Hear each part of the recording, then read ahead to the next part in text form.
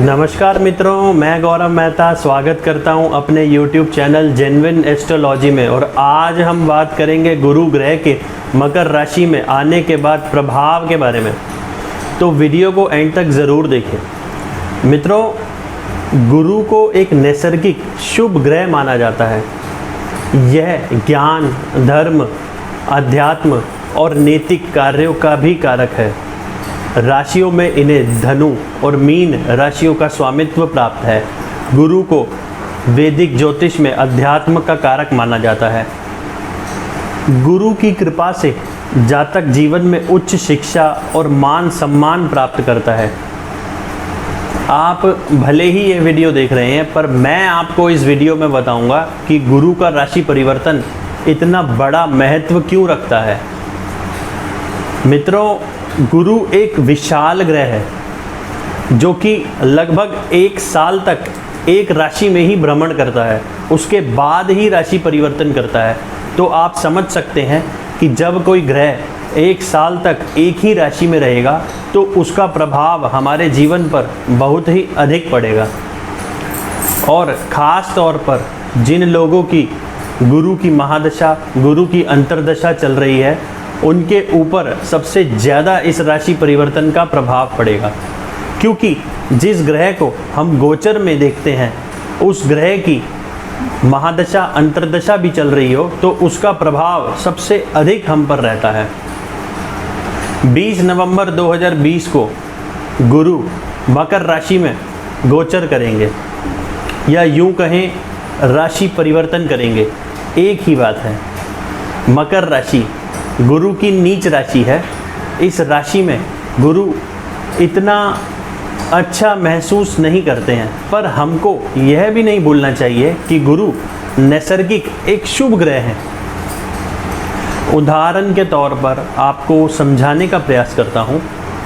जैसे एक अध्यापक जो बचपन से ही लोगों को शिक्षित करता है, अपना ज्ञान देता है, क्या वो कभी किसी विद्यार्थी का बुरा चाहेगा? नहीं। और यहाँ पर कुछ भटकाव जरूर गुरुदेव यहाँ पर दे सकते हैं। गुरुदेव धर्म, विवेक शक्ति और ज्ञान के प्रति कुछ रुचि में यहाँ पर कमी कर सकते हैं। इससे यह मालूम चलता है कि इस साल के दौरान सभी राशि वालों को जो भी निर्णय लेना है वह बहुत ही धैर्यपूर्वक ही लेना है। निर्णय आपका गलत ना हो, इसका बहुत ही आपको ध्यान रखना होगा। सभी राशि वालों को 2020 साल के अंत तक गुरु का संचार मकर राशि के अंदर ही रहेगा। अब जानते हैं बृहस्पति देव मकर राशि में किन किन नक्षत्रों में रहेंगे। बृहस्पति 20 नवंबर से उत्तराषाढ़ा नक्षत्र में ही रहेंगे 6 जनवरी तक, जिसके स्वामी सूर्य देव हैं। फिर 7 जनवरी से बृहस्पति श्रवण नक्षत्र में चले जाएंगे, जो कि चंद्रमा का नक्षत्र है। और इसी बीच गुरु कुंभ राशि राहु के नक्षत्र में भी जाएंगे कुछ माह के लिए, उसका एक अलग प्रभाव रहेगा। फिर 20 जुलाई 2021 को धनिष्ठा नक्षत्र में आएंगे, जो कि मंगल का नक्षत्र है। 20 नवंबर 2021 तक देवगुरु बृहस्पति 20 जुलाई से 20 नवंबर तक मकर राशि में ही धनिष्ठा नक्षत्र में रहेंगे गुरुदेव।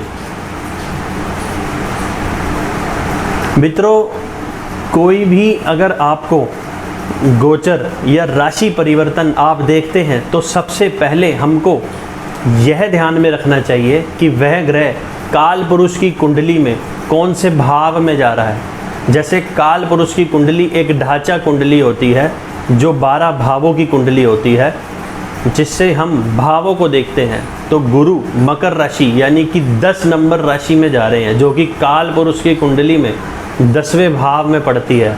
10वां भाव क्या है? कार्य क्षेत्र, मान सम्मान, प्रतिष्ठा, अधिकार।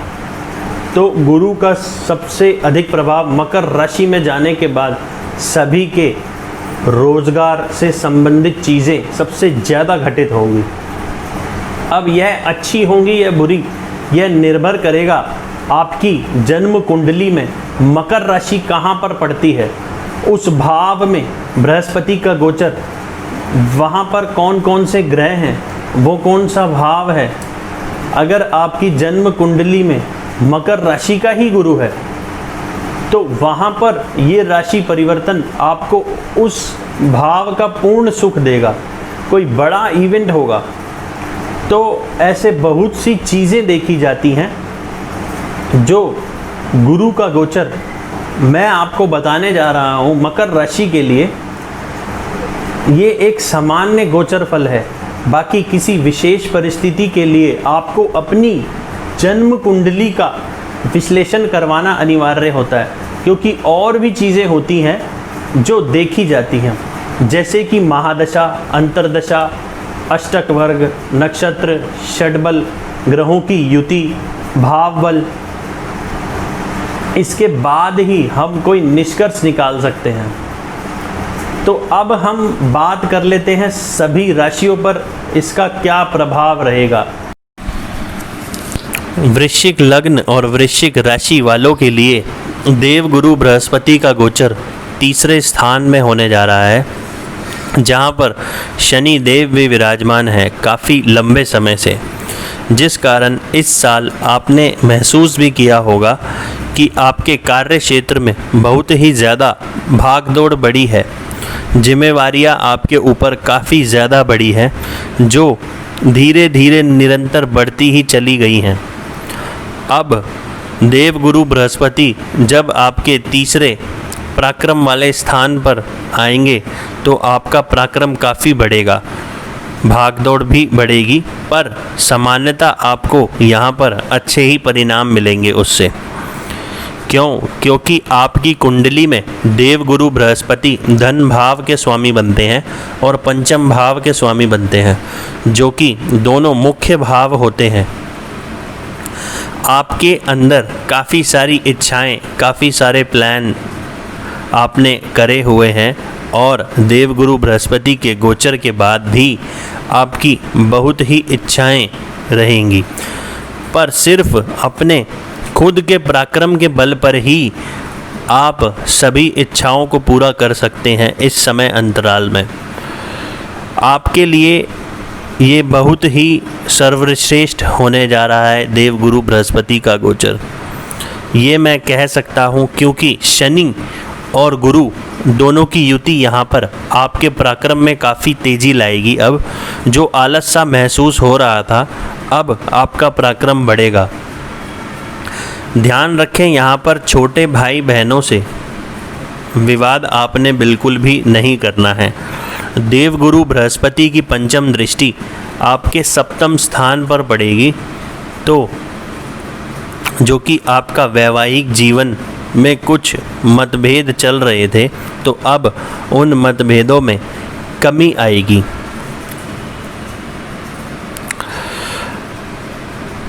और उससे आपको अब छुटकारा मिलेगा।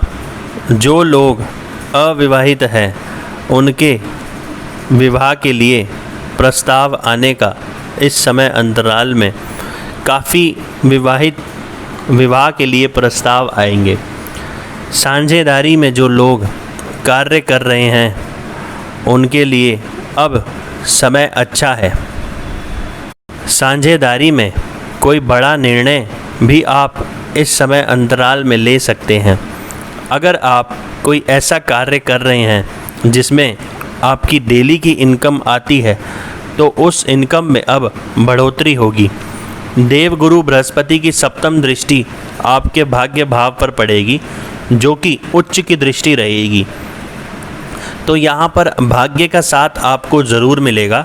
कोई लंबी दूरी की यात्रा काफ़ी समय से सोच रहे थे, वह लंबी दूरी की यात्रा आपकी पूरी होगी।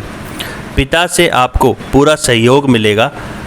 कोई गुरु आपका इस दौरान आपको कुछ न कुछ ऐसी उनके द्वारा शिक्षा मिलेगी जो भविष्य में आपका साथ देगी, या बड़े बुज़ुर्गों द्वारा कोई ऐसी सलाह जो आपका कार्य में सिद्धि, उस कार्य के उस सलाह के द्वारा आपका कार्य सिद्ध होगा। यहाँ पर बृहस्पति देव की दृष्टि आध्यात्मिक उन्नति करवाएगी। धर्म कर्म के कार्य के प्रति आपकी रुचि बढ़ेगी। घर परिवार में कोई धार्मिक आयोजन हो सकता है। देवगुरु बृहस्पति की नवम दृष्टि आपके लाभ स्थान पर पड़ेगी, जो कि आपके मित्रों, बड़े भाई बहनों, आपकी इच्छा पूर्ति का है।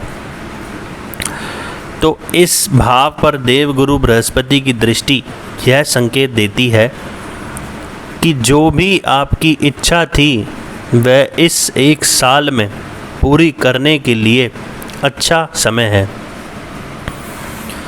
बड़े भाई बहनों के और अपने खास मित्रों का आपको इस समय में पूरा सहयोग मिलेगा।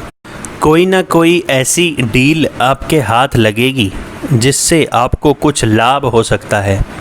आपका सोशल सर्कल बढ़ता हुआ नज़र आ रहा है। अब बात कर लेते हैं नक्षत्र के हिसाब से।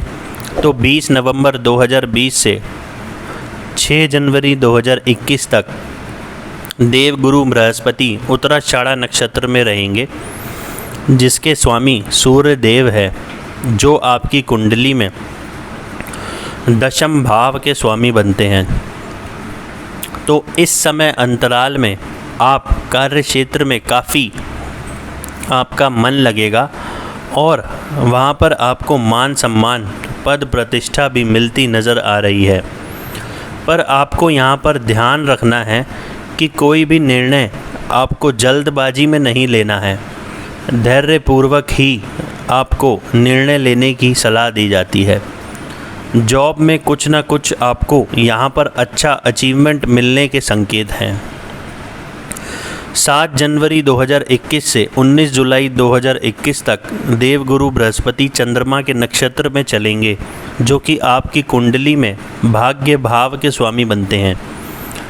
तो इस समय अवधि में आपको भाग्य का पूरा साथ मिलेगा। पिता से आपको सहयोग मिलेगा। धर्म कर्म के कार्य में आपकी रुचि बढ़ेगी। कोई आध्यात्मिक गुरु आपको इस दौरान ज़रूर मिलेगा, जो आपको एक सही मार्ग बताएगा। कोई धार्मिक यात्रा भी इस समय अवधि में आपकी पूरी हो सकती है।